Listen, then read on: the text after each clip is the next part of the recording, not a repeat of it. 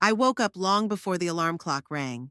Pale morning light barely filtered through the old blinds that Otto had installed himself 20 years ago.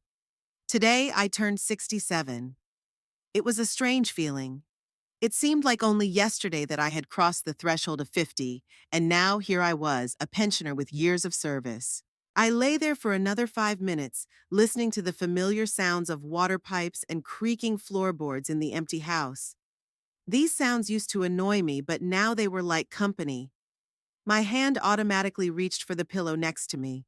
I hadn't removed it, even though Otto had been gone for 7 years. The pillow was cold and flat, just as it should be. I got up and felt for my worn slippers with my feet. First, I went to the bathroom, where a stranger stared back at me from the mirror.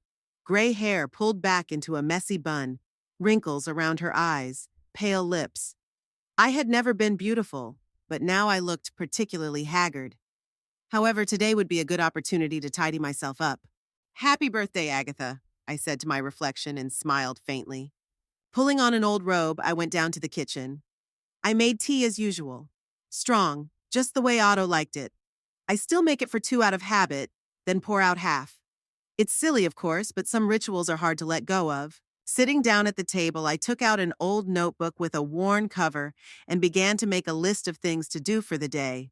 I had a lot to do: tidy up the living room, prepare a festive dinner, bake a cake. Werner promised to bring Melanie and Conrad over at 6. Ulrika, Thomas, and Elisa would arrive a little later. My whole family would be gathered around one table, something that hadn't happened very often lately. My thoughts took me back many years to when birthdays were real celebrations. Otto always woke up before me, made breakfast, and brought it to me in bed along with a small gift. Nothing special, a brooch, perfume, or a book, but chosen with such care that I kept every little thing. After lunch, the children would come with homemade cards. We would bake a cake together, laugh. The last birthday like that was when Otto had just fallen ill. He could still walk, though, with difficulty. I remember how he insisted on baking my favorite blueberry pie himself, even though I could see how hard it was for him to stand at the stove. He said, "Agatha, I want you to remember how I do something special for you." I remembered, and I remembered the pie. It was a little dry and burnt on the bottom, but it was the most delicious pie I had ever tasted. After finishing my tea, I glanced at the clock. It was 6:30 in the morning. The day was just beginning, and I already had a list of things to do running through my head. The first item on the list was cleaning the house. Our house is quite large, 2 stories, with a spacious living room and 4 bedrooms. We used to dream that it would be filled with the voices and laughter of children. And so it was, until the children grew up and moved away, leaving Otto and me alone in a house that was too big for two. I took the vacuum cleaner out of the closet and started with the living room. I dusted the photos on the mantelpiece. Our wedding photo, where Otto and I looked so young and happy. Werner in his graduation suit. Ulrika with her hairdressing diploma. The first photos of our grandchildren. I paused at a picture of the whole family on a picnic in the park. It was the summer before Otto fell ill. Everyone is smiling, even the usually sullen Werner. Otto is holding little Conrad in his arms, and I am hugging Eliza. Thomas is grilling something, and Melanie is setting the table. Ulrika is laughing, her head thrown back. When did we become strangers to each other? The cleaning took longer than I had planned. It was already past 10 when I finally started preparing dinner. I took everything I needed for the special menu out of the refrigerator. Today, I decided to cook each family member's favorite dish. For Werner, apple strudel with cinnamon, just like he loved as a child. I remember how he would come home from soccer practice, hungry and tired, and his eyes would light up when he smelled the cinnamon from the kitchen. Back then, he would eagerly tell me about his day, his friends, his little victories and disappointments. When did he stop? Probably in high school when he got his first girlfriend, then work, then Melanie. For Melanie, I made baked trout with lemon, the only dish she ever praised at our table. My daughter-in-law was always reserved with me, as if she was afraid I would interfere in her life with Werner. But I just wanted to be part of my son's family. For Conrad, it was homemade hamburgers. My grandson used to come to my house after school and we would cook them together.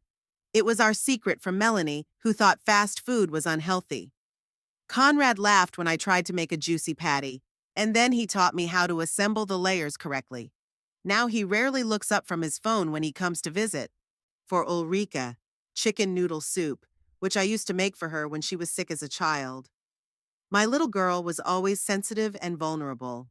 I remember holding her hand when she got her vaccinations, reading her fairy tales when she couldn't sleep because of nightmares. Now she rarely calls, and when she does, she mostly complains about her life, her job, and Tomas. Tomas, spicy goulash, according to his Polish grandmother's recipe. He once told me about this dish with such longing in his voice that I found the recipe and learned to make it almost exactly as my son-in-law remembered it. It was one of the rare moments when I saw sincere gratitude on his face. And finally, for Eliza, chocolate cake with raspberries. When she was a child, she often stayed with Otto and me on weekends, and we baked this cake together. Her little fingers were covered in chocolate, and her laughter rang throughout the house. Now, my granddaughter has turned into a quiet, withdrawn teenager who prefers to talk to her phone rather than her grandmother.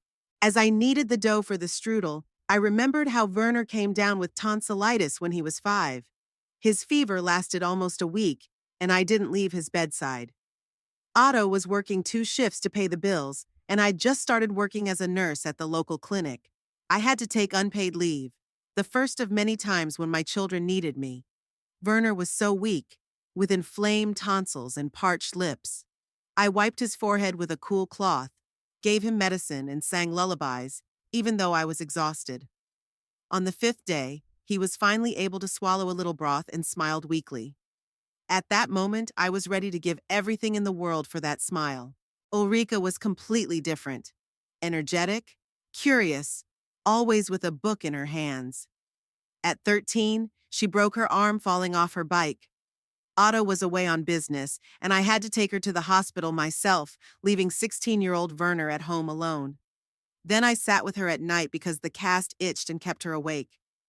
I read to her aloud, even though my eyes were heavy with fatigue after a day of nursing. So many years of care, sleepless nights, worries, and joys. Where did it all go? When did my children decide that they no longer needed me in their lives? After Otto died? Or earlier, when they started their own families? The phone rang, pulling me out of my thoughts. The screen lit up with the name Doris, my neighbor on the left, the only person I kept in regular contact with. "Agatha, dear, happy birthday!" Her cheerful voice rang out over the phone. "How are you feeling on this special day?" "Thank you, Doris." I smiled involuntarily. "I'm getting ready for a family dinner. The kids are coming over tonight." "Oh, how wonderful!" Doris's voice was filled with sincere warmth. "The whole house must smell like your wonderful baking. You know, I'd like to stop by for a minute to congratulate you in person and give you a small gift. Would you mind?" "Of course, come on over," I replied, touched by her thoughtfulness. "I just put the kettle on."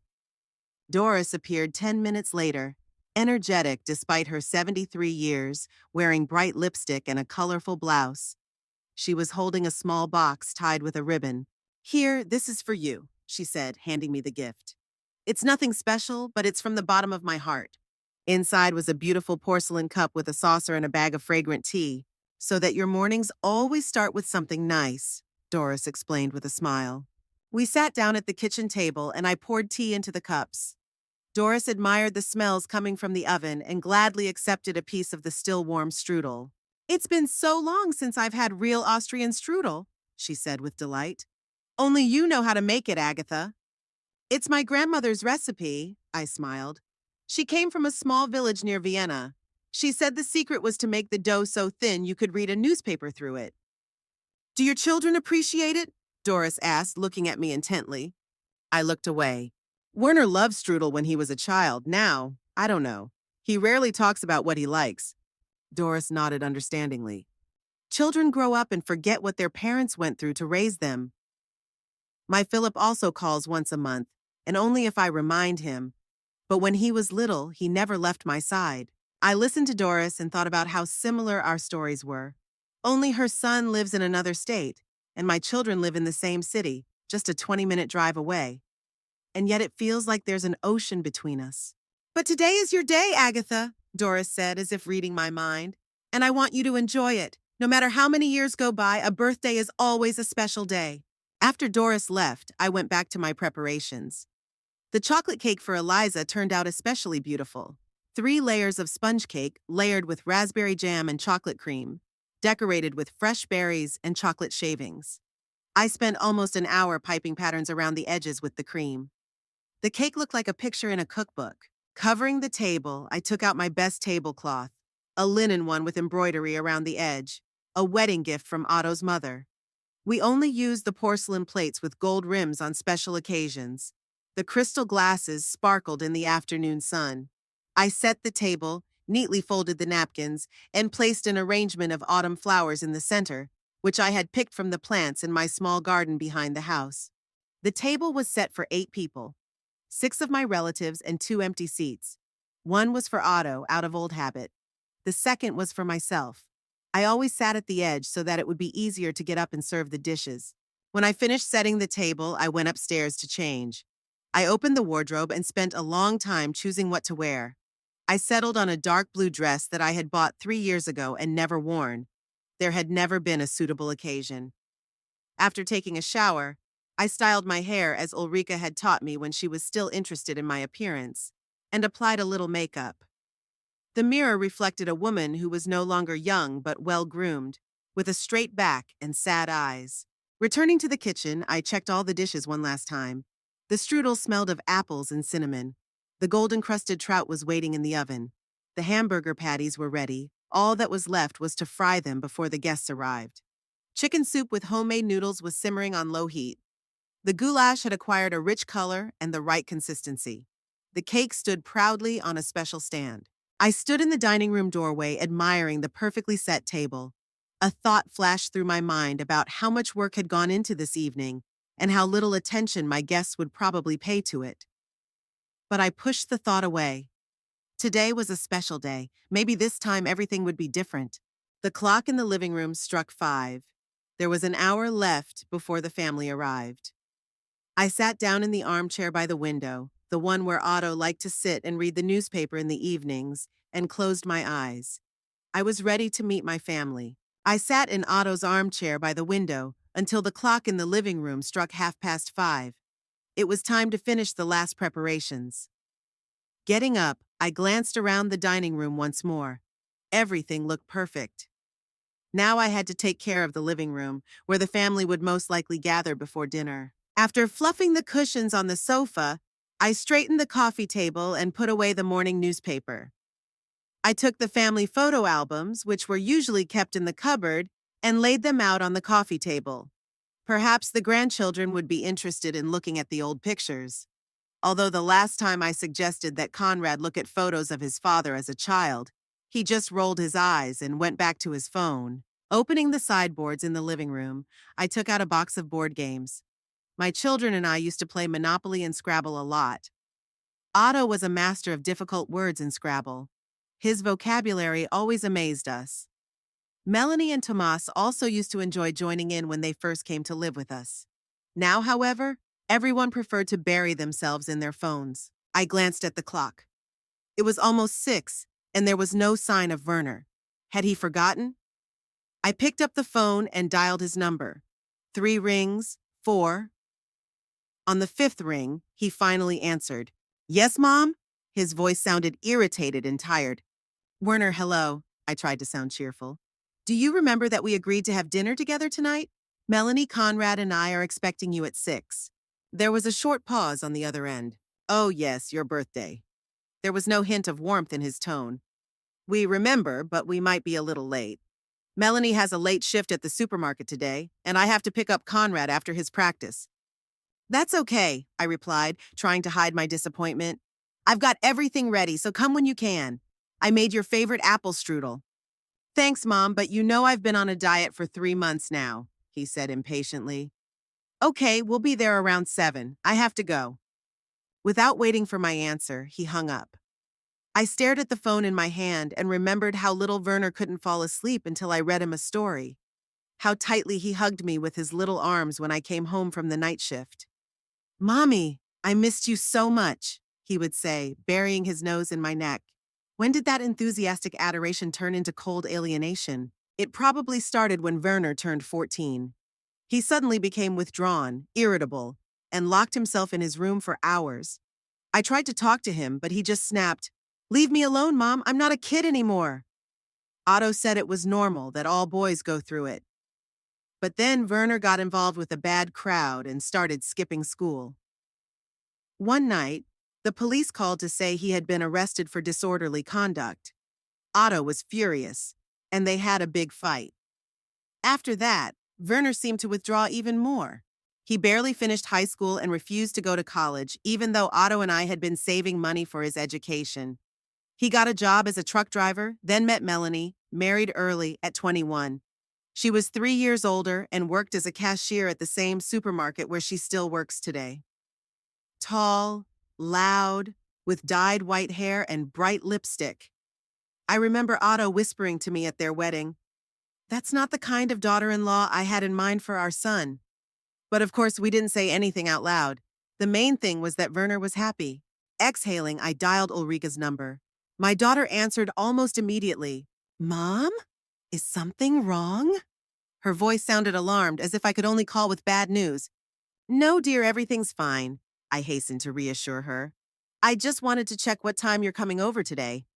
"Today?" Her voice sounded genuinely puzzled, and my heart skipped a beat. "Yes, for dinner.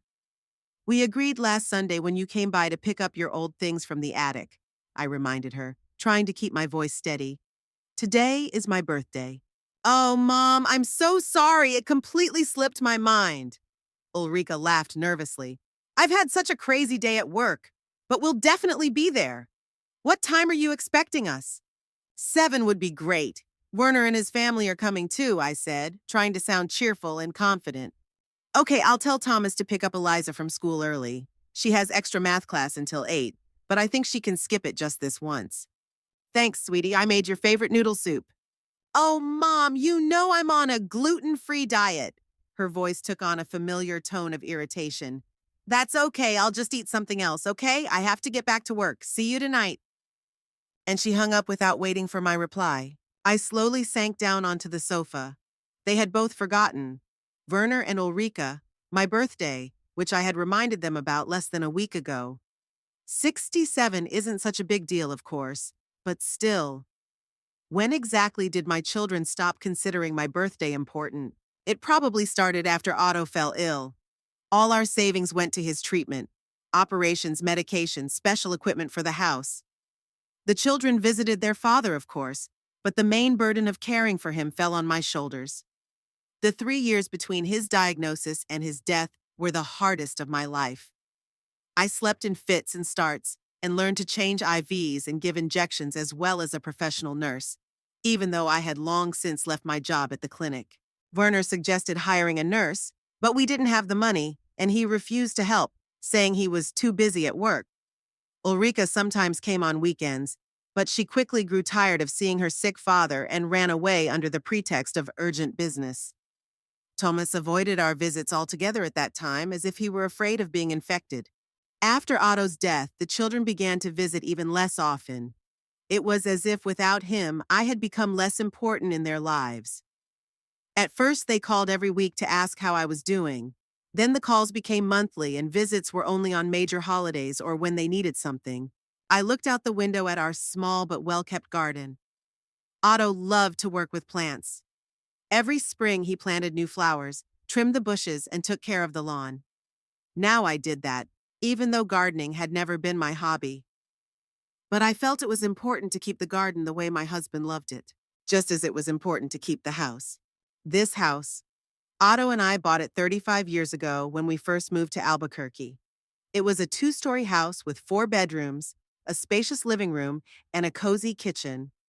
At the time, it seemed huge for a family of 4, but Otto insisted, "We need a house with enough room for our grandchildren, Agatha." He always looked to the future. We paid off the mortgage in almost 20 years. We made the last payment a year before Otto fell ill. I remember how we opened a bottle of champagne that evening, and he said, "Now it's really our home, dear, our legacy to the children." When Otto passed away, the children almost immediately started talking about selling the house. "Mom, why do you need such a big house?" Werner would say. You're alone now. Sell it, buy yourself a small apartment, and divide the rest of the money between us. Melanie and I don't have enough for a down payment on a new house. Mom, it's hard for you to clean such a big house, Ulrika would echo. It'll be easier in an apartment, and with the money you get, you can travel and enjoy life. I listened to them and couldn't believe my ears. They wanted to sell the house they grew up in, the house full of memories of their father, without even thinking about my feelings. And it wasn't out of concern for me. They needed the money. That was the first time I ever got really angry with my children. I told them firmly that the house was not for sale. Not now, not ever. It was the only time I ever went against their wishes. They were furious. Werner didn't speak to me for 2 months. Ulrika accused me of not thinking about their future, about the future of their grandchildren. But I didn't give in. I remained the sole owner of the house according to Otto's will, and I learned to live there alone. The first time was especially difficult. I woke up at night from every creak, every rustle. I talked aloud so as not to go crazy from the silence. I turned on the TV, even when I wasn't watching it, just to hear human voices. Gradually, I got used to it. I found my rhythm, my little joys. In the mornings, I drank coffee on the porch, watching the birds in the garden. During the day, I did housework or went to the local library to read newspapers and chat with other elderly people. In the evenings, I watched old movies that Otto and I loved, or read books I hadn't gotten around to before. Sometimes I would peek into the children's rooms, which had remained almost untouched since they moved out. Werner's room still had posters of soccer players and bands he listened to as a teenager. Cups from youth competitions stood on the shelf. His old notebooks and textbooks were stored in the closet. I couldn't bring myself to throw them away. Ulrika's room was full of stuffed animals she had collected and art books. She had once dreamed of becoming an artist before reality forced her to choose the more practical profession of hairdresser. Her self-portrait, painted in high school, still hung on the wall. A talented work that showed the potential she had. These rooms were like museums of the past, museums of unfulfilled hopes and lost connections. The doorbell rang, bringing me out of my reverie. Strange, it was too early for the children. Maybe it was Doris again? I hurried to open the door. A courier stood on the doorstep with a small box in his hands. "Mrs. Rothman?" he asked, checking his notes. "A delivery for you." I signed for it and closed the door, examining the package. The return address was in Vienna. My cousin Greta, my only remaining relative in Austria. We rarely communicated, usually just sending each other Christmas cards. I was touched that she remembered my birthday. When I opened the box, I found a beautiful silk scarf with the notes of an Austrian waltz and a card. "Dear Agatha, happy birthday. May music always play in your soul. With love, Greta." I gently stroked the scarf. It was soft and delicate, lavender-colored, my favorite color. Greta, who had last seen me 15 years ago when she came to visit with her husband, remembered such a detail. And my own children had forgotten my birthday. I tied the scarf around my neck and looked at myself in the hall mirror. It went perfectly with my dark blue dress. Maybe Ulrika would notice and appreciate it. She works in the beauty industry after all. Returning to the kitchen, I checked all the dishes. There was less than an hour before the guests arrived. I took out a bottle of good red wine that I had been saving for special occasions and placed it on the table. Otto loved this wine, semi-dry, with hints of cherry and chocolate. We bought it for our wedding anniversary. When I finished cooking, I sat down on the sofa in the living room. The house was spotless, dinner was ready, and the table was set. All that was left to do was wait. The silence of the large, empty house enveloped me. This silence had become my constant companion in recent years. Sometimes it was cozy, like an old blanket you can wrap yourself in on a cold evening. Other days it weighed heavily on me, reminding me that once upon a time, this place was filled with laughter, children's voices, and music. Today, the silence seemed particularly oppressive. It emphasized the contrast between what this day should have been, a family celebration full of warmth and attention, and what it would most likely be. I looked at the family photos arranged on the mantelpiece. A wedding photo of Otto and me, so young and happy. A photo of newborn Werner in his proud father's arms. Ulrika dressed as a fairy at a kindergarten party. Werner's first day of school, wearing a jacket that was too big for him and carrying a huge bouquet of flowers for his teacher. A family picnic in the mountains when the children were 10 and 7. Ulrika's graduation. Werner and Melanie's wedding. Conrad's birth. Eliza's christening. So many happy moments captured on photo paper. Where's all that happiness now? When did it slip away from our family? The clock in the living room struck 7. I listened, waiting for the sound of a car pulling up, footsteps on the porch, the doorbell ringing. But all I could hear was the ticking of the clock and my own breathing. 7:05, 7:10, 7:15. At 7:20, I finally heard the sound of an engine. Looking out the window, I saw Werner's silver sedan pulling into the driveway. A minute later, Thomas's blue minivan appeared. I quickly fixed my hair, straightened my dress, and checked that the scarf Greta had given me was sitting nicely around my neck. I took a deep breath. My family had finally arrived. Loneliness receded for a while, hiding in the corners of the large family home. But I knew it hadn't gone anywhere. It was just waiting for its moment to surround me again when everyone left. The doorbell rang sharply and insistently. I hurried to open it, adjusting my scarf and smoothing my hair as I went. Werner, Melanie, and Conrad were standing on the doorstep. Behind them, I noticed Thomas helping Ulrika and Elise out of the minivan. "Hi, Mom." Werner awkwardly hugged me with one arm, still holding the phone in the other. "Happy birthday." "Thank you, son," I smiled, stepping aside. "Please come in." Melanie nodded to me in greeting, taking off her light jacket as she walked. "Hello, Agatha." She always addressed me by my first name, never calling me Mom or even mother-in-law. "Sorry I'm late, I had a double shift." Conrad walked past without looking up from his smartphone screen, muttering something that vaguely resembled, "Hello?" "Conrad, say hello to your grandmother properly," Melanie scolded him, but without much enthusiasm. "Hi, Grandma." My grandson finally tore himself away from his phone, but looked past me. "Happy birthday and all that." "Thank you, dear." I reached out to hug him, but he deftly dodged me, pretending not to notice my gesture, and walked into the living room. The rest of the family approached the porch. Unlike Werner, Ulrika kissed me on the cheek. "Happy birthday, Mom," she said, but her voice sounded tired rather than warm. "Sorry I didn't get you a present. We were really busy. I'll get you something later, okay?" "Of course, dear, don't worry," I replied. "The main thing is that you're here." Tomas shook my hand, firmly but formally. Elisa, my 14-year-old granddaughter, hugged me as awkwardly as her cousin. "Hi, Grandma," she said quietly. "Sorry I didn't bring a present." "Your presence is the best present," I smiled at her. "Come in, dear." When everyone had entered, I closed the door and turned to my family. They had already settled in the living room. Werner and Thomas immediately took the armchairs. Melanie and Ulrika sat on the sofa, and Conrad and Elisa settled on the floor, leaning against the coffee table. None of them even glanced toward the dining room, where I had set the festive table. "Well, shall we go to the table?" I suggested, pointing toward the dining room. "I've prepared a festive dinner." "Oh, Mom, you shouldn't have gone to all that trouble," said Ulrika, making no attempt to get up. "We had a snack on the way and didn't want to make you cook." "It's all right, I enjoyed cooking," I insisted. "Come on, everything's ready." Werner reluctantly got up from his chair.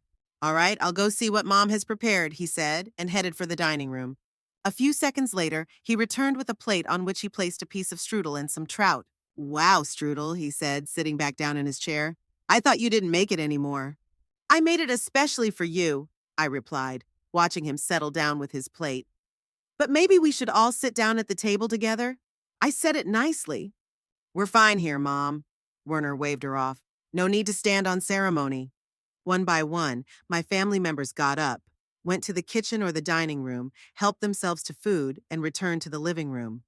No one offered to bring me anything. No one asked if I needed help. My beautifully set table with porcelain plates and crystal glasses remained empty. I slowly sank into a chair by the window, watching my family settle around the coffee table, placing plates of food on it that I had so carefully prepared all day. They sat in a tight circle, as if separating themselves from me with an invisible wall. "This strudel is a little dry, don't you think?" Melanie whispered loudly to Ulrika, but loud enough for me to hear. "The trout is a little dry, too." My daughter nodded. "But it's Mom, you know, she always overcooks the fish." They spoke as if I weren't in the room, or as if I were just a piece of furniture that couldn't hear or feel anything. "Conrad!" Put your phone down when you're eating, Melanie said to her son, who was holding a hamburger in one hand and continuing to scroll through something on his smartphone with the other. Yeah, right now, he replied without looking up from the screen. I'm on an important level. Tomas, how's it going at the construction site? Werner asked his son-in-law. Same old, he replied, chewing on goulash. Not many orders. The bosses want more than they pay. Business as usual. How are your long-haul trips going? Thomas asked in response. I'm exhausted, Werner sighed. The last trip was all the way to Seattle and back. I came home and slept for almost 24 hours. How's your job, Melanie? Ulrika asked her sister-in-law. The bosses cut our hours again, Melanie grimaced. They say sales are down, but they still expect us to smile at customers as if we're getting paid millions. I sat there listening to them discuss their business, completely ignoring my presence. No one asked how I was doing, what I was up to, or what was new in my life. It was as if my existence was reduced to nothing more than cooking for them. Eliza was also immersed in her phone, giggling from time to time at something on the screen. Occasionally, she exchanged messages with Conrad, even though she was sitting next to him. They were showing each other videos, quietly commenting and laughing at jokes that only they understood. I watched them, feeling like a ghost in my own home. Everyone was so absorbed in themselves and their gadgets that they seemed to have forgotten why they were here today. Ulrika, how's your job at the salon? I asked, trying to join the conversation. My daughter looked at me with slight surprise, as if she had just noticed that I was still there. Fine, Mom, she replied curtly. Plenty of customers. And immediately returned to her conversation with Melanie about a mutual acquaintance who had recently had a botched plastic surgery operation. How's school, Conrad? I tried again, turning to my grandson. Normal, he muttered without looking up from his phone. He needs to improve his math this year, Melanie interjected. Otherwise, he won't get into a decent college. I could help him with math, I offered. I used to teach it when I was a school nurse. The kids liked the way I explained it. Thanks, Mom, but we already hired a tutor, Werner cut me off. A professional. I felt my cheeks flush. Of course, what kind of teacher was I? Just an old woman who used to help kids with their homework while treating their scrapes and bruises. How are you, Mom? Werner asked, obviously out of politeness, without any real interest. Everything's fine, I replied, glad of any attention. I recently signed up for computer literacy classes at the community center. I think I'll learn how to use the internet, maybe even get one of those, what are they called? Facebook pages? Facebook? Conrad snorted, showing some reaction for the first time. Grandma, only old people go there. Nowadays, all normal people are on Instagram and TikTok. Conrad, Melanie scolded him, but without much enthusiasm. What? It's true, her grandson shrugged. There's no point in learning how to use something that's already outdated. Well, for starters, I'll at least learn how to use email, I said, trying to save face. Doris, my neighbor, says it's very convenient. Doris, is that the old lady who always sits on the bench in front of the house? Werner asked with a slight sneer. Mom, you need to socialize with people your own age, not those who have one foot in the grave. Werner! Ulrika now snapped at her brother. Don't talk like that! What's wrong with that? Werner spread his arms. I'm just looking out for Mom. She needs an active life, not sitting around with old ladies. Doris is only 73, I said quietly, and she's a very energetic woman. Last month, she went to Chicago to visit her grandchildren. See, Werner smiled. Even she has grandchildren who want to see her. It was said with such contempt that I caught my breath. Didn't my son understand how much his words hurt me? I have grandchildren too, I said, trying to keep my voice from trembling, and I love it when they come to visit. Yes, but we can't visit often, sighed Melanie. We have so much to do. Conrad is so busy with school and sports. I understand, I nodded, although I didn't really understand. Could anything be more important than family? Eliza, who had been silent until then, suddenly looked up from her phone. Grandma, can I have another piece of cake? It's really delicious. My heart melted a little. At least someone appreciated my efforts. Of course, dear, I smiled. I made it especially for you. Remember how we used to bake this cake together? Yes, I think so. Eliza shrugged vaguely and buried her face in her phone again. I got up to get her some more cake, but Thomas beat me to it. Sit down, Agatha, I'll get it, he said, getting up. I'll get some more for myself, too. The goulash is excellent, almost like my grandmother's. I smiled gratefully at him. At least my brother-in-law appreciated my culinary talents. Tomas returned with 2 plates, one for Eliza and one for himself. The others followed him, wanting seconds. I watched them go into the dining room, serve themselves, return, and sit down again around the coffee table, completely ignoring me. Ulrika, could you bring me some soup? I asked my daughter, as she passed me with a plate full of food. Sure, Mom, she nodded. But when she returned to the living room, she immediately sat down on the sofa and immersed herself in conversation with Melanie, apparently forgetting my request. I didn't bother reminding her. I just got up and went to the kitchen to get some food for myself. In the dining room, my beautifully set table looked like it had been ransacked. Plates were pushed aside, cutlery was scattered, and the tablecloth was stained with sauce. No one had even thought to pick up their food neatly. When I returned with my bowl of soup, I found that the conversation in the living room had become more animated. Werner was telling a story about his truck driver colleague who had gotten into a ridiculous situation at the state border. Everyone was laughing. Even the teenagers looked up from their phones to listen. I sat down in my chair, trying not to attract attention so as not to ruin this rare moment of family togetherness. I quietly ate my soup, watching their smiling faces. How long had it been since I had seen them all laugh so sincerely together? Do you remember when we went camping by the lake when the kids were little? Werner suddenly asked Ulrika. And Dad tried to pitch the tent, but it kept falling down? Oh, yes, Ulrika laughed. And then it rained and we were all soaked to the skin because the tent was leaking. I remember how Dad swore in German, Werner smiled. I'd never heard him express himself like that before. And I remember how Mom tried to build a fire in the rain, Ulrika continued. In the end, we ate cold canned food straight from the cans. They talked about me in the third person, as if I weren't there. As if I were a character from the distant past, not a living person sitting a few steps away from them. Grandpa was cool, Conrad said suddenly, and everyone looked at him in surprise. What? I remember how he taught me to play chess. He always found time to explain the rules and strategies to me.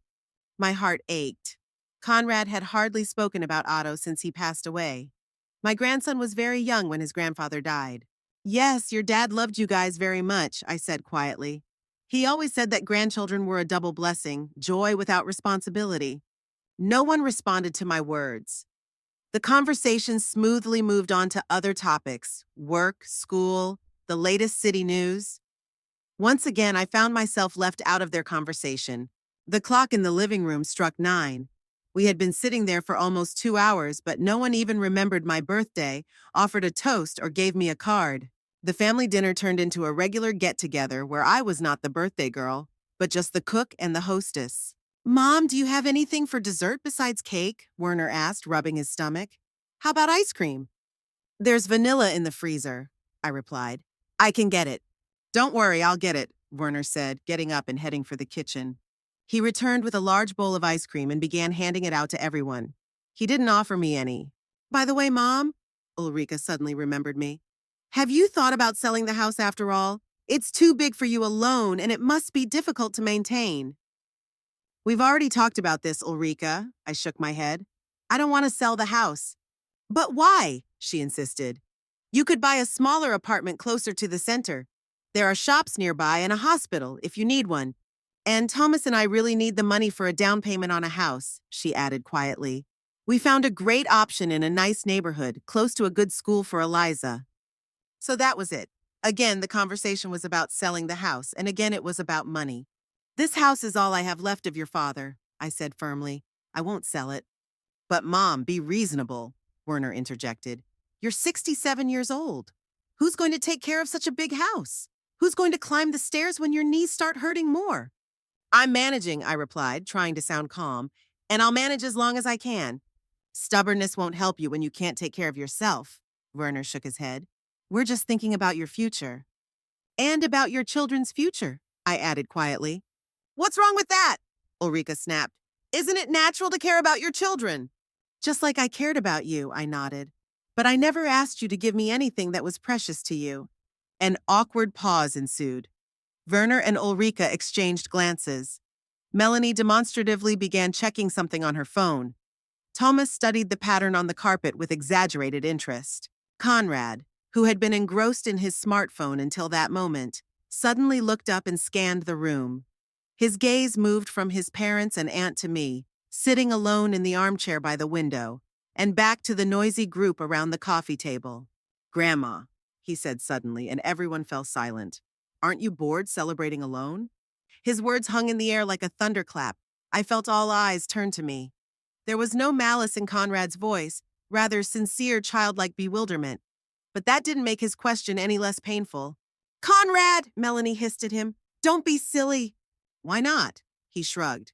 "You're all sitting here, and Grandma's sitting there all alone. Isn't it her birthday?" An awkward silence fell over the room. Ulrika cleared her throat nervously. Werner pretended to be very busy with his ice cream. Thomas suddenly remembered that he needed to check something in the car and hurried out. I looked at my family, at the children I had raised with so much love, at the grandchildren to whom I had devoted all my time and attention while they were little, at my daughter-in-law and son-in-law, whom I had sincerely tried to love as my own. They were all gathered in my house eating the food I had prepared, sitting on my furniture, and completely ignored me. At that moment, I realized that Conrad was right. I was indeed celebrating my birthday alone, in a room full of people. "Grandma, aren't you bored celebrating alone?" Conrad's words echoed in my head as I sat in my chair watching my family. After an awkward pause, they quickly returned to their previous conversations as if nothing had happened. Werner started telling another story from work. Melanie and Ulrika discussed some TV series. Thomas returned from the street and joined the men's conversation, and the children buried their heads in their phones again. And I was left alone, literally a few steps away from them, but as if separated by an invisible wall. When did it start? When did my children stop seeing me as a person? When did I become old furniture to them, kept out of pity but dreamed of getting rid of at the first opportunity? Maybe it all started after Otto died? No, it was before that. I remembered how Werner missed my 60th birthday, citing an urgent flight, how Ulrika forgot to wish me a Merry Christmas 3 years ago, how Melanie always spoke to me condescendingly, as if I were a child or someone with a hearing impairment. These were all small cracks that grew into a chasm over time, and I let it happen. I didn't stand up to the neglect. I didn't demand respect. I just kept loving them, caring for them, hoping that one day they would see me as their mother again, not as a burden. 7 years ago, when Otto passed away, I was left alone in a big empty house filled with memories. At first, the children came to help with the funeral, the paperwork, and the housework. But as soon as all the formalities were settled, their visits became rare and short. "Mom, I don't have any time. Work requires my full attention." "Mom, you understand the children are young, they need our care." "Mom will definitely come by next week." But next week turned into next month, and then into next year. I stopped waiting for their visits and stopped cooking extra food, just in case. I learned to live alone, filling the void with books, gardening, and rare visits with my neighbor Doris. And now they were sitting here in my house, eating my food and not even bothering to include me in the conversation. I remembered how I had denied myself everything to pay for my children's education. After graduating from high school, Werner suddenly decided he wanted to go to technical college. "Mom, you don't understand. This is my dream," he said with shining eyes. "I want to study auto mechanics and become a real professional." Otto and I had been saving money for a house, but we decided that our son's education was more important. We gave him almost all of our savings for his first year of school. I took on an extra job on weekends, working at a nursing home, caring for bedridden patients, even though I was exhausted by Friday evening after my main job at the school. Otto also took on extra hours at the factory. We saved on everything. I altered old clothes instead of buying new ones, and we gave up our trip to Austria to visit my parents, even though we hadn't seen them in 5 years. We ate simple meals, didn't go to restaurants, and didn't buy new furniture, even though our sofa was falling apart. Then in the second semester, Werner dropped out of college. "It's not for me, Mom," he said, shrugging his shoulders. "Too much theory. I'd rather go straight to work." The money we had worked so hard to earn was gone, but we didn't blame him. "The main thing is that you're happy, son," Otto said at the time, and I just hugged him and told him that we would always support whatever decision he made. Then there was Ulrika.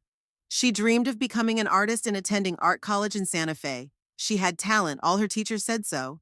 But tuition was expensive, and our finances were in shambles after the Werner affair. And again, we tightened our belts. Otto worked overtime, and I took on another part-time job cleaning offices in the evenings. We sold our second car, even though it made our lives much more difficult. I cooked in bulk and froze meals for the week to save money on groceries. I still remember how I scrubbed other people's office desks until they shone, and my hands hurt so much that I could hardly hold the rag. How I came home after midnight and got up at 5 in the morning to make breakfast for Otto before his early shift. Ulrika studied at college for 2 years, then met Thomas at a summer job in a cafe. She fell in love, dropped out of school, and decided to become a hairdresser. "It's a more practical profession, Mom," she said at the time. "And the courses are much cheaper. Once again, our money, our sacrifices, our hard work, all for nothing." But again, we didn't say a word of reproach. "Your happiness is more important than anything, dear," I said, hugging her. And now they were sitting in my house discussing how to sell it for the best price, and they didn't even notice me. I watched as Werner leaned over to Thomas and whispered something in his ear. Thomas nodded, glancing quickly in my direction. I pretended not to notice. My grandchildren, completely absorbed in their phones, giggled over something, showing each other their screens. Melanie and Ulrika continued discussing the series, occasionally whispering when the conversation turned to something I was obviously not meant to hear. I thought about how many times I had called my children in recent years when I felt particularly lonely. How often I heard in response, "Mom, I'm sorry, I can't talk right now. I'll call you back later." And they never called back. I remembered how I asked Werner to help fix the leaky sink, and he kept putting it off until I called a plumber and paid him twice the usual price for an emergency call. How I asked Ulrike to spend the day with me, go to the movies, or just sit in a cafe, and she always found a reason to refuse. How I invited my grandchildren over for the weekend, cooked their favorite meals, planned entertainment, and they sat there, buried in their phones, answering my questions with one-word answers. So many years of neglect, so many years of feeling useless, superfluous, a burden to my own children. And yet I continued to love them, to care for them, to hope that one day everything would change. Melanie suddenly raised her voice, getting my attention. "I'm telling you, it's perfect. A 3-bedroom apartment in a new complex with 24-hour security, a medical center, and even a small garden where you can grow flowers." "Sounds great," agreed Ulrika. "And most importantly, there will be supervision, professional care. Mom isn't getting any younger, and she lives alone in that huge house." I strained my ears. What were they talking about? What apartment? "Besides, it's not a nursing home in the traditional sense," Melanie continued. "It's more of a complex for active seniors. There's a swimming pool and interest groups." "A nursing home? Are they discussing sending me to a nursing home on my birthday?" "We'll have to talk to her about it carefully." Ulrika lowered her voice. "You know how stubborn she is about her house." "Werner thinks we should just present her with a fait accompli," Melanie replied just as quietly. "She's not at an age where she can make important decisions on her own anymore." I felt the blood rush to my face. "Not the right age? I'm only 67. I'm in my right mind. I can take care of the house and my life perfectly well. How dare they talk about me as if I've already fallen into senile dementia?" "The main thing is to get everything sorted out while the house can still be sold for a good price," Melanie continued. "The real estate market is booming right now, but no one knows how long it will last. So that's what it is. It's all about money. They need to sell my house, get the money, and send me to live out my days in a senior living community." I glanced over at Werner, who was now talking quietly with Thomas, occasionally nodding in my direction. "Are they also discussing how to divide the money from the sale of the house?" I felt as if I had been doused with ice water. All these years, I thought they were just busy with their own lives, that they didn't have time for their old mother. But that wasn't it.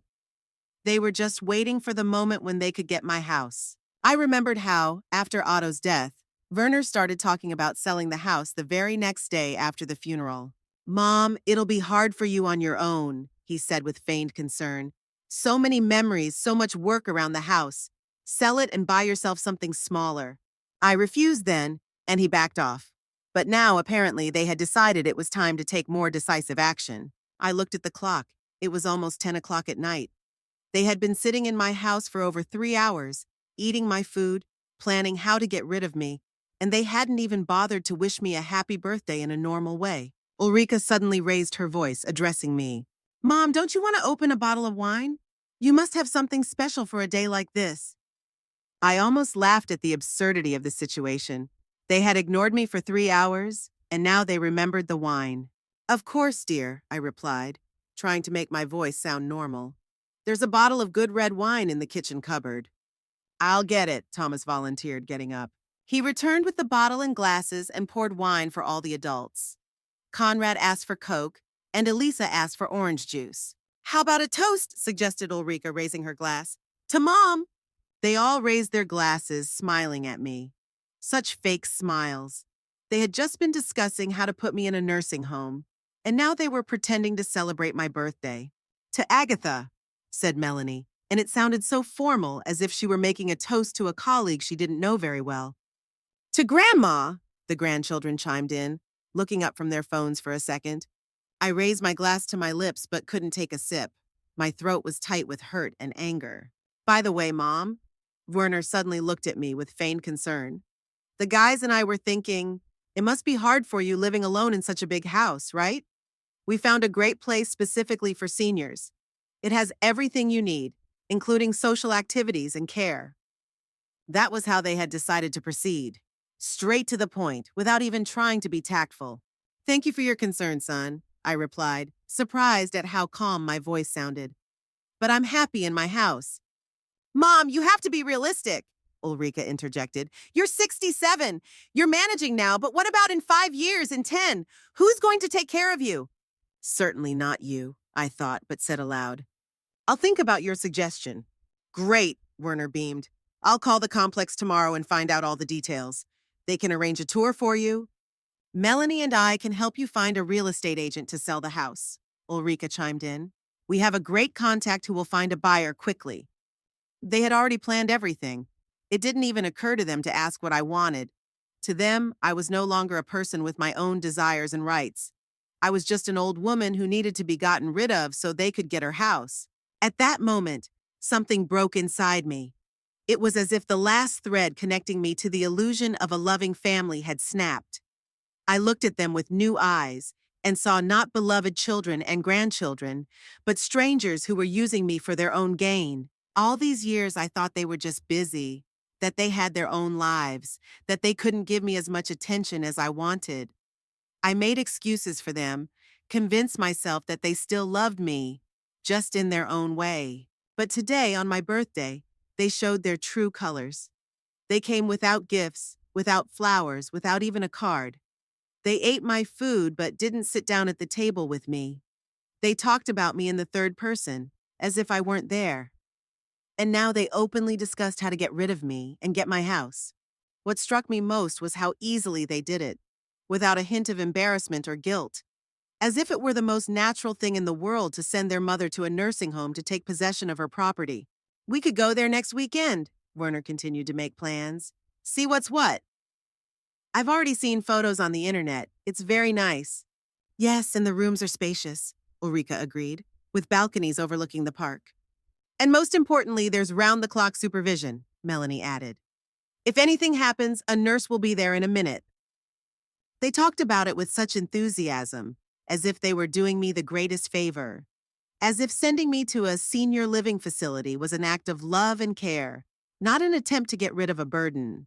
What about my things? I asked, trying to figure out how far they had gone with their plans. There's a lot of furniture, books, dishes. Oh, don't worry about that, Mom. Ulrika waved her hand. Melanie and I will sort everything out. You can take some things with you. We'll divide the rest between us, and the rest can be sold or donated to charity. Divide between us. They're already dividing my things, even though I'm still alive and sitting right in front of them. What about my collection of porcelain figurines? I continued. I've been collecting them all my life. Well, there won't be room for them in such a small apartment, Ulrika said. But I could take them. You know I've always admired them. Yes, she admired them. So much so that she once broke one of them, a shepherdess figurine that my grandmother had given me, and didn't even apologize. What about my garden? I continued to ask questions, watching their reactions. Who will take care of the roses your father and I planted? Mom, be realistic, Werner frowned. No one is going to keep the garden. The new owners will probably rebuild everything to their own taste. Of course, they don't care about my roses, about the collection I've been putting together for decades, about the house full of memories. All they want is money. I looked at my grandchildren. Conrad and Eliza were still engrossed in their phones, completely ignoring the conversation. They weren't even interested in what the adults were planning to do with their grandmother. What are you going to do with the money from selling the house? I asked bluntly. There was an awkward pause. Werner and Ulrika exchanged quick glances.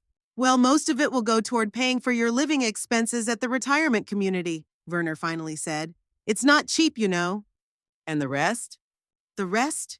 Well, we could split it, Ulrika stammered. That would be fair, considering that the house was always meant to be our inheritance. But I'm still alive, I pointed out. Of course, Mom, Ulrika laughed nervously. No one's talking about inheritance. It's just, well, it would be a practical solution for all of us. A practical solution. Send me to a nursing home, sell my house, divide the money. Very practical. I looked around the room, my living room, where Otto and I had spent so many evenings, where our children had taken their first steps, where we had celebrated birthdays, Christmas, Easter, where we had been a happy family. Now this room was full of strangers who looked at me with poorly concealed impatience, waiting for me to agree to their plans. At that moment, I realized that I had reached my limit. The limit of my patience, the limit of my self-deception, the limit of my willingness to forgive. I could no longer sit there and listen to them plan my life without asking my opinion. I slowly placed the untouched glass of wine on the table. I stood up, straightened my shoulders, and smoothed my dress. No one even noticed that I had gotten up. They were too absorbed in discussing the details of my move to a nursing home. We could help you pack your things next weekend, said Ulrika Melanie. And in a week, we can schedule an appointment with a real estate agent. Great, she nodded. I'll take the day off work to help. I quietly left the living room. No one called after me, no one asked where I was going. It was as if I were invisible, a ghost in my own home. I stopped in the hallway for a second and took a deep breath. For 7 years, I had endured their neglect, their fake concern, their selfish plans.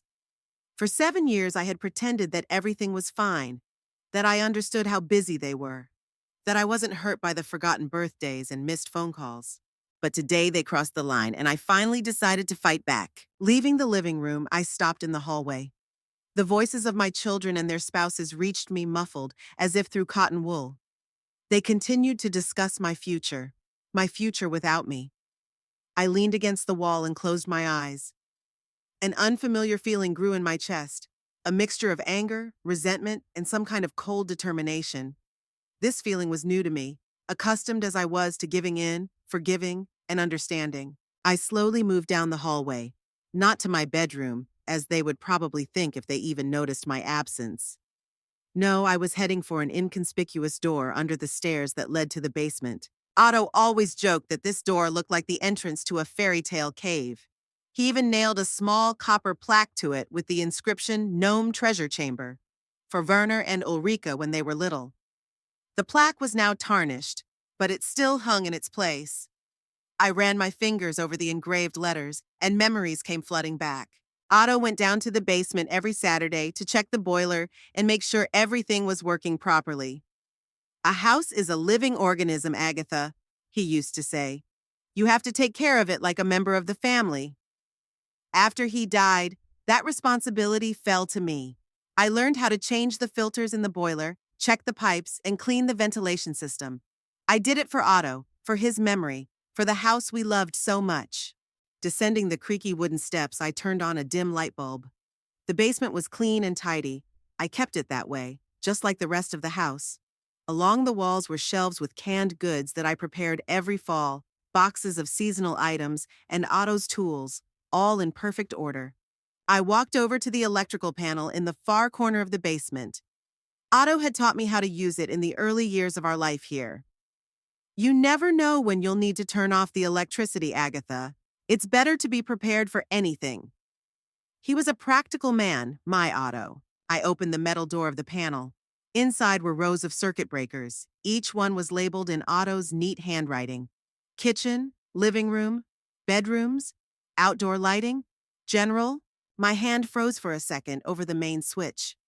What was I doing? Was I really going to plunge the house into darkness while my children and grandchildren were sitting there?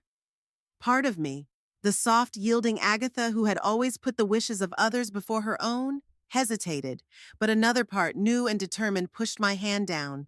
They didn't even notice you left, whispered an inner voice. They planned to take away your home, your memories, your life. I took a deep breath and resolutely pushed the switch down. Click, and the house was plunged into darkness. For a few seconds, there was complete silence. Then surprised exclamations came from above. What the hell? It was Werner's voice. The lights are out, exclaimed Ulrika. Probably a blown fuse, said Thomas. I stood in the darkness of the basement, listening to the sounds above. I heard someone moving, bumping into furniture, Melanie nervously calling for Conrad, Eliza asking what was going on. Mom! Ulrika's voice rang out. Mom, where are you? Only now did they remember me. Only when the lights went out did they notice I was gone. I didn't rush upstairs. Instead, I went over to the old chest of drawers in the corner of the basement where I kept important documents. In the top drawer, in a folder labeled Home, were all the papers related to our house. The purchase agreement, the title deed, insurance, tax receipts. Over the years, I had carefully filed every document related to the house here. I took out the folder and tucked it under my arm. On the shelf next to it was a large flashlight, another of Otto's precautions. Always keep a flashlight in working order, Agatha. You never know when you might need it. I turned it on, made sure the batteries were working, and headed for the stairs. Panic reigned upstairs. In the light of the flashlight, I could see Werner feeling his way along the walls in search of a light switch, Melanie clutching Conrad to her as if protecting him from an invisible threat, Ulrika trying to find her phone, and Tomas swearing under his breath in Polish. What's going on? Where's the light? Eliza's voice trembled with fear. Calm down, it's just a power outage, Tomas tried to sound confident. We'll find the fuse box and turn it back on. Mom! Ulrika noticed the light from my flashlight. What happened? I slowly entered the living room, directing the beam of my flashlight to illuminate my face. I must have looked strange in the cold, ghostly light, because everyone fell silent, staring at me in surprise. I turned off the electricity, I said calmly. What? Why? Werner took a step toward me. Mom, what kind of joke is this? This is no joke, Werner. My voice sounded flat and cold. Please sit down. We need to talk. In the dark? Melanie protested. Agatha, turn on the lights. Conrad is afraid of the dark. I'm not afraid of anything, my grandson muttered, but his voice sounded uncertain. Sit down, I repeated, and there was something in my tone that made them obey. They sat down awkwardly in the dark, guided only by the dim light of my flashlight. I placed it on the table so that it illuminated my face from below, creating a dramatic effect, and opened the folder with the documents. I heard your conversation, I began, about how you plan to send me to a nursing home and sell my house. Mom, that's not true, Ulrika tried to protest. Shut up. I cut her off, and she fell silent, frightened. I had never spoken to her like that before. I heard everything.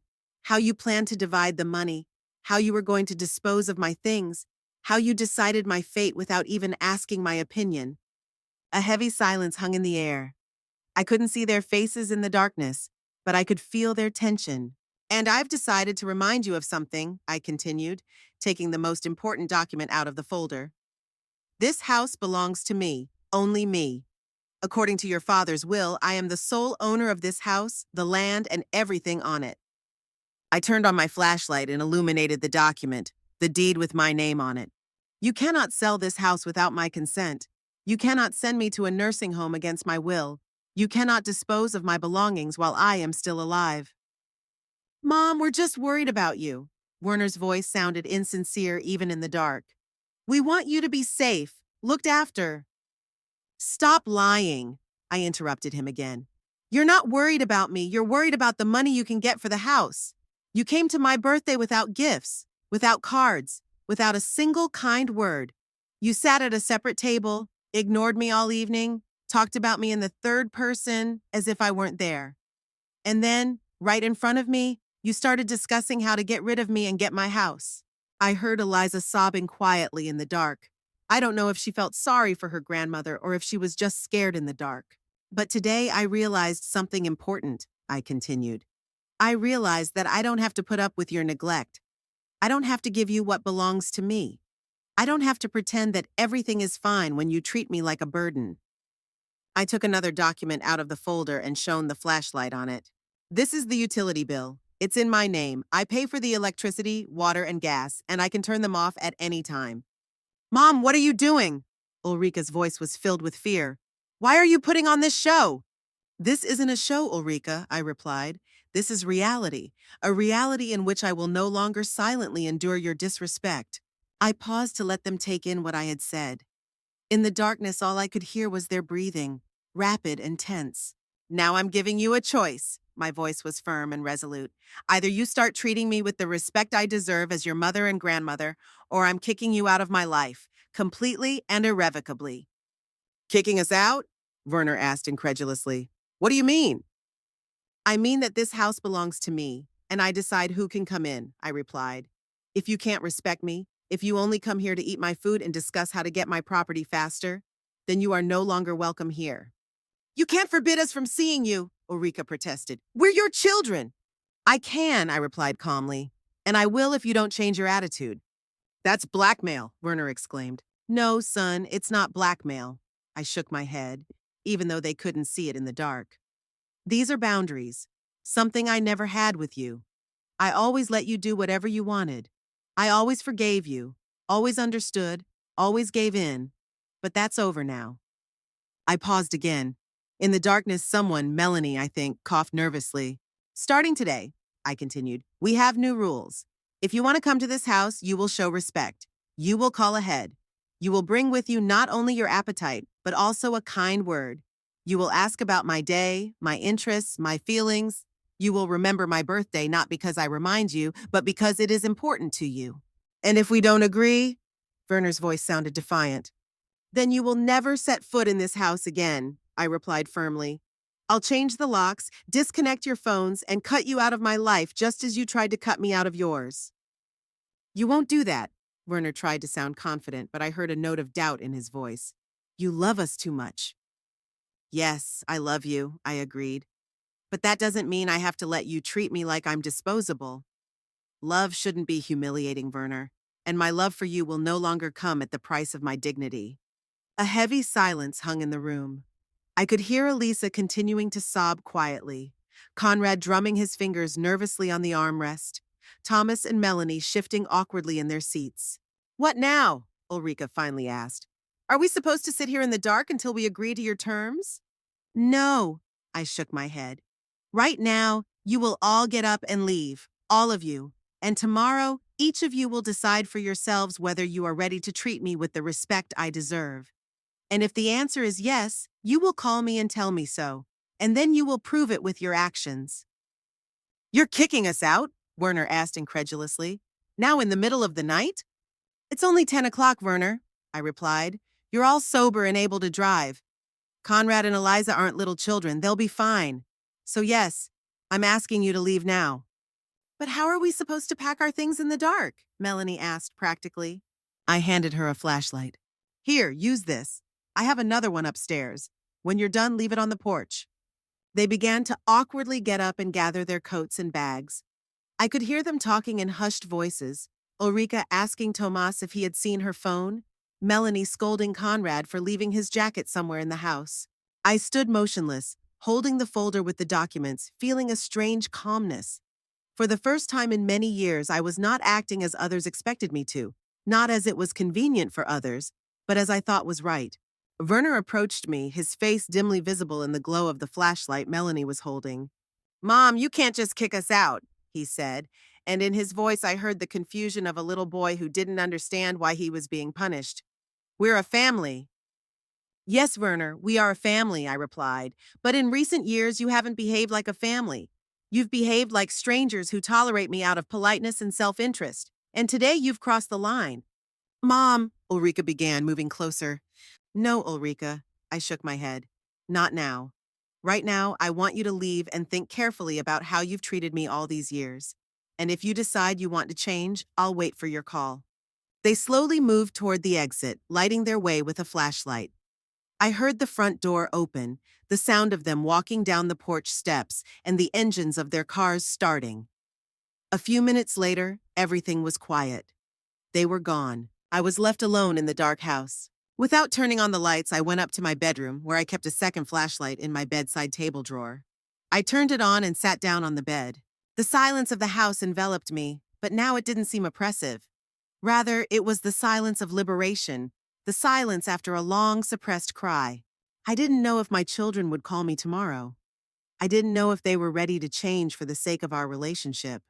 I didn't know if I had gone too far by kicking them out of the house in the dark. But one thing I knew for sure: I would no longer be the soft, submissive Agatha who always put other people's wishes above her own. I would no longer silently endure neglect and disrespect. I would no longer pretend that everything was fine when I was hurting.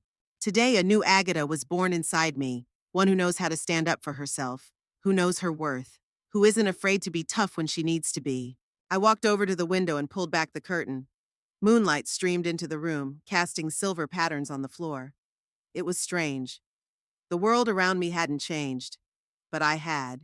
I felt something new growing inside me, not anger, no, more like determination. Determination to never let others make decisions for me again. Determination to protect what belongs to me, my home, my dignity, my life.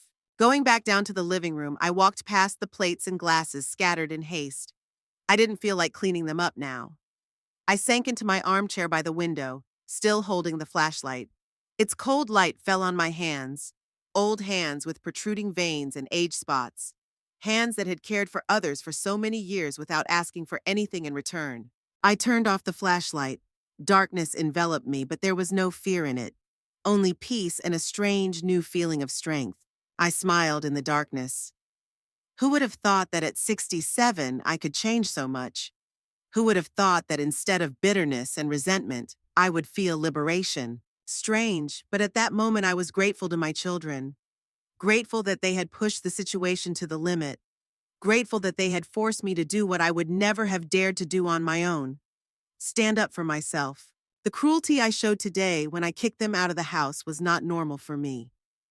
All my life I have been soft, understanding, ready to forgive and forget.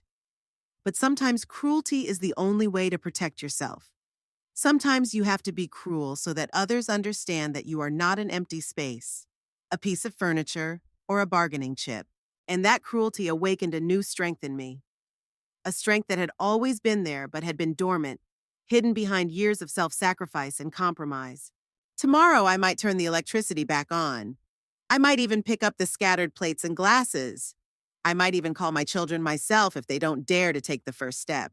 But today, I just sat in the darkness of my home, a home that belonged to me and me alone, and I smiled. Because I finally found the strength to be myself, the strength to demand respect, the strength to set boundaries.